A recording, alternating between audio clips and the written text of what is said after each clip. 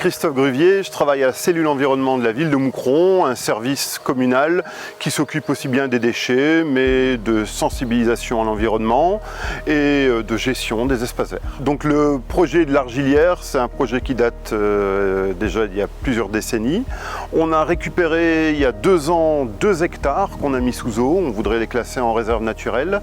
Et tout autour du site, on a planté des haies. Premièrement, une haie défensive côté habitation et ensuite une haie mixte à 3 rangs, plus pour la biodiversité. On note déjà depuis plusieurs années des oiseaux qui viennent hiverner qu'on n'avait pas l'habitude. On pourrait citer la grive mauvie, plein d'oiseaux qui profitent de cet écrin de verdure, ça c'est assez important. On parlait tout à l'heure de la haie défensive, c'est essentiellement de l'aubépine. L'aubépine fournira aussi aux turdidés toutes les graines, toutes les baies nécessaires à leur nourriture en hiver. La haie vive se comporte de 15 essences différentes, toutes des espèces indigènes, ça c'est aussi important.